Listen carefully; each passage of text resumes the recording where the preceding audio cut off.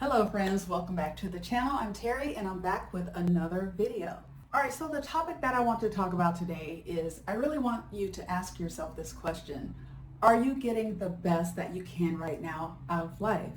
Are you living a joyful life? If you are starting to lose your joy, here are a few things that you need to consider. If you're not sure if you're starting to lose your joy, or maybe you just kind of suspect that you are, these are a few clues that you might want to start paying attention to because it might indicate that you are losing joy in life. Losing joy doesn't always look like sadness. Sometimes it shows up in tiny choices, skipped invitations, unbothered mornings, a growing list of used to statements that never get updated. In my experience, people don't usually notice when they slip into a joyless version of themselves. It happens gradually. Life gets heavier, routines get tighter, and eventually what once felt exciting starts to feel like maintenance. Here are 10 habits people who slowly lost their joy over time exhibit, even if they're still functioning, smiling, or doing fine. Okay, here's one. At some point, they swap curiosity for comfort. They eat at the same restaurants, watch the same shows, drive the same routes, not because they love them, but because they're familiar. I get it. Routine feels safe, but over time, that safety can become a box. And what used to feel simple starts to feel stuck. Joy thrives on novelty. When we stop making room for the new, we start recycling the same emotional weather. Okay, so I want to speak to this. I'm one of those people, I love stability. I love familiarity because it makes me feel secure. I like feeling like I can predict the next outcome or the next thing that is supposed to happen or that should happen. However, I'm also one of those people, I am excited about new information and new experiences. So I would like to think that I have a really nice balance. Now, sometimes I find myself shifting over too far to either end. I'll get in those moments where I'm so comfortable in the familiarity that I am just not interested in doing something different. And I'll be there for a little while, but then when it becomes uncomfortable, and like this article says here, I start feeling stuck, I'll veer back over to, I need a new wave of information, or I need a new experience, right? To kind of help balance me out. But I know not everyone operates that way, especially as you get older. If you're 50 and older, I would say a lot more of us have fallen into routines, maybe that we've created on purpose or on default. So sometimes staying in that box, in that area of familiarity is our sweet spot, and we love being there. It's comfortable, right? But if you think about it, if you go through the rest of your latter years just staying with the familiar and routine, there could be some experiences and opportunities that you're missing out on. And even if you're one of those people, because I've met some seniors who have said, I've accomplished and done everything that I've ever wanted to do. Well, maybe. And if you're comfortable just kind of living your life, kind of running your life on autopilot, then that's fine. But I would like to say for most of us, there's still room for us to be exposed to new information and new experiences. So if you're one of those people who has kind of gotten stuck, it could be a sign that you might be heading towards losing your joy or your spark for life. Okay, another one is saying you're tired just by default. I've met people, some older and a couple younger as well. Whenever you ask how are they doing, they say, I'm tired or I feel tired. So it says here, we all get tired, but people who've lost their spark seem exhausted even when nothing big is going on. You ask how they're doing and they sigh before answering. Their baseline is low energy, low motivation, low hope. Sometimes it's not physical fatigue, it's emotional weight. And saying I'm tired is easier than saying I feel numb or I feel disconnected. And again, I've met people like that they're just always tired. And if you ask, well, did you get enough sleep? Yeah, but I'm just tired. And I think what they're saying is They're either maybe mentally exhausted because they've been thinking about things too much, or maybe they're emotionally exhausted. But again, I do think that is another indicator that you're starting to lose your joy for life if you're always tired. All right, so this next one I think really is a sign, or could be a sign of depression here. And it says people who stop making or accepting plans. People who have lost joy often retreat slowly and quietly. They ghost invitations, cancel last minute, say maybe when they mean no. They start building lives that don't require them to engage deeply with anyone else. Social burnout is real, but so is social atrophy. When you stop being around people who energize you, you lose the emotional mirrors that remind you who you are. And I'll have to say that whenever there's been a time in my life where I felt depressed and really, really down, the thought of going and spending time with people, accepting invitations, was just not appealing to me. And I did find that the longer I sat in depression or sadness or whatever you want to call it, the more I started losing my joy. It really was a marked sign that I was losing my joy. So if you see yourself in this particular point, I get it. It can be hard to dig yourself out of that feeling of despair if that's where you're at. But I also know that sometimes just getting out and making yourself be around people, you don't have to go out and be in a big social setting, but even just spending time with a friend, going for a walk, go for a walk. You can walk in silence, or if you want to chit chat, can make all the difference. So maybe try and move beyond that, isolating yourself. But isolation definitely is one indicator that you might be losing your joy for life. All right, here's the next one. They default to passive entertainment. Watching a lot of TV, scrolling endlessly, half listening to podcasts just to fill the silence. None of these are inherently bad, but if that's the only input, that's a red flag. Joy often needs friction, a little effort, some stimulation, even occasional challenge. When everything becomes passive consumption, it usually means the desire to participate in life has faded. So I know someone who watches the news all day, every day. They don't do a ton of scrolling, but later in the evening, they start to scroll a lot. And they've even said, if I leave today, like if I leave this planet, if they pass away today, it wouldn't matter. And I think it's because they're starting to lose their joy in life. I really do believe that. And what I'll say is that if you're a person who has a spark for life and a joy for life, and you're around someone who's like that, it will start sapping your energy as well, and you will start to feel low.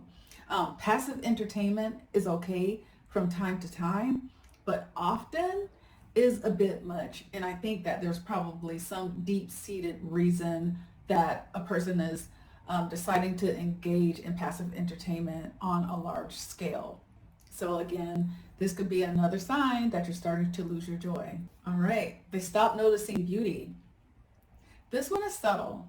The person who used to point out sunsets or take photos of interesting shadows on the sidewalk no longer seems to notice anything outside their own thoughts.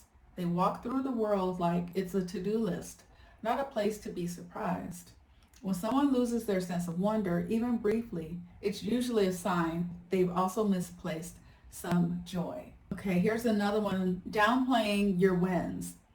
You congratulate them on something, a project, a new habit, a personal milestone, and they shrug it off like it's nothing. They might say things like, it's no big deal, or I should have done better. Underneath that, a disconnect from self-worth, a belief that good things don't really count. When you lose joy, you stop letting yourself celebrate. And without celebration, everything starts to feel like a chore.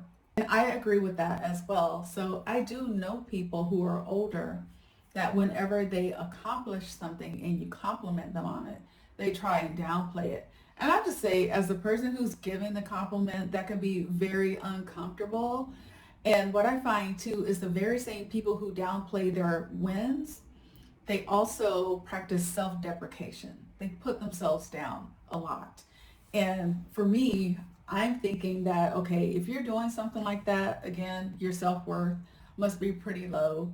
And it's probably because you're not experiencing joy in some area of your life. Okay, another one is they focus almost exclusively on what's wrong. Every conversation circles back to what's broken at work, in the world, in their relationships. They can list every flaw, every frustration, every failure. But if you ask them what they're looking forward to, there's silence. Joy isn't about ignoring problems, but people who are still emotionally alive tend to balance critique with curiosity. When all you see is what's wrong, you start to believe there's nothing worth feeling about. And I want to say this now because I keep harping on the same people, I think, at least in the circle that I'm in, the same people who downplay their wins, the same people who practice self-deprecation are the same ones who zero in on offenses and negative critiques. It just seems like there's this endless cycle. And again, those kind of people are not fun to be around. So if that's you, check your language and how you're speaking about yourself and about certain situations. And if all of it points to the negative, you might be losing your joy. Okay, so this one's different from being moody. It's about emotional. They stop checking in with themselves. They don't ask, what do I need or what would bring me joy today? Instead, they go on autopilot. They do what's expected, live reactively. Even when something's off, they push through it like it doesn't matter.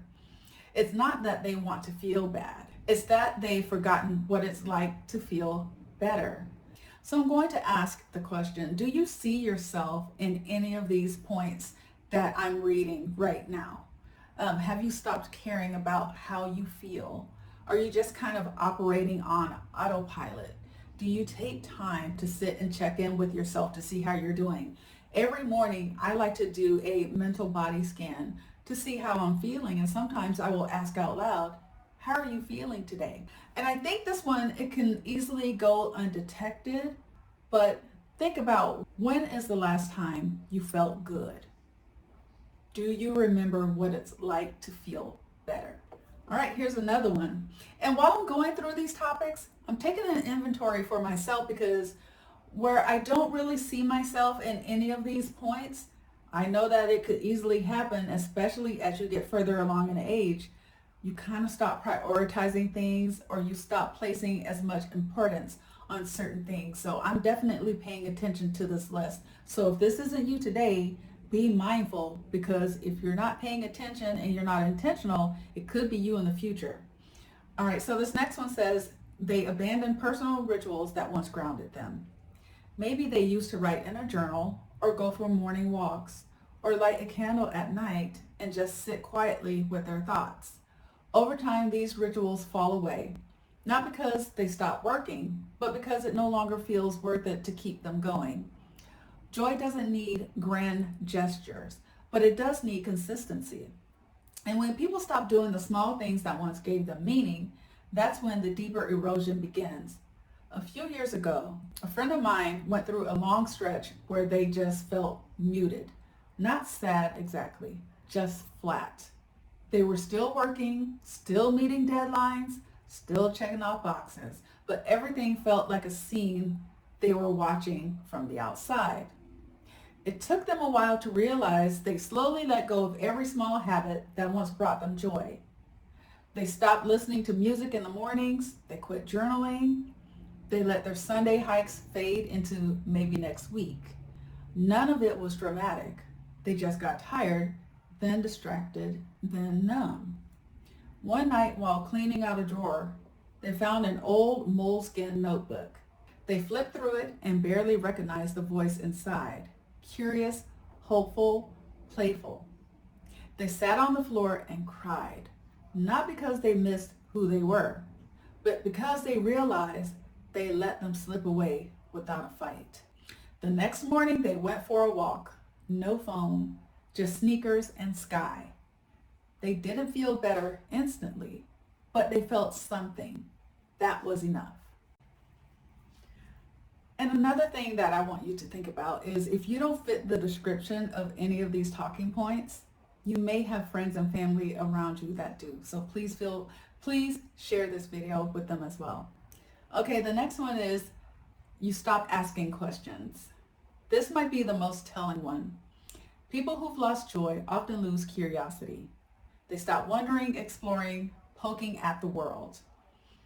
You'll notice they don't ask how things work anymore. They don't look up words they don't know. They stop being fascinated by people, art, or even their own future. When you stop asking questions, you stop expanding. And when you stop expanding, life starts to shrink around you. That is so powerful.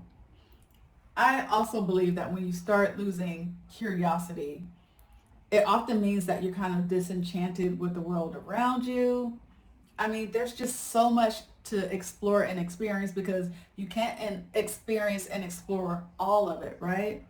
But if you just start losing interest, in the possibilities that are still around you, no matter your age, I believe that is an indicator that you're losing your joy.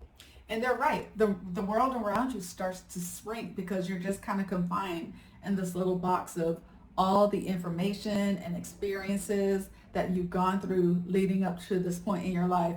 And I don't care if you're 80 years old, there's still some life to be lived, and there are some experiences that you have not had yet. All right, so we're going to close this out. It says here, losing joy isn't a collapse, it's a slow fade. And because it often hides behind phrases like, I'm just busy, or I'm fine, it goes unnoticed until the disconnection starts to feel permanent. But here's the thing, most of these habits can be reversed. Joy doesn't need a reinvention, it just needs permission to come back. Start small. Say yes to something inconvenient. Compliment a stranger. Make dinner from scratch. Watch the sun rise just to see what color it is today. Joy is always waiting in the wings, but you have to open the door, even a little, for it to step in. Yes, yes, and yes to that last point. So what I will say is if any of those points resonated with you, I want you to just don't negotiate with yourself. Decide to listen to maybe a new genre of music, download Audible, and start listening to a book on a topic that maybe you've never considered or that in the past you were curious about. Turn on the television, turn on YouTube, and just search up something that you've maybe wanted to explore in the past, or maybe your grandchild has talked about.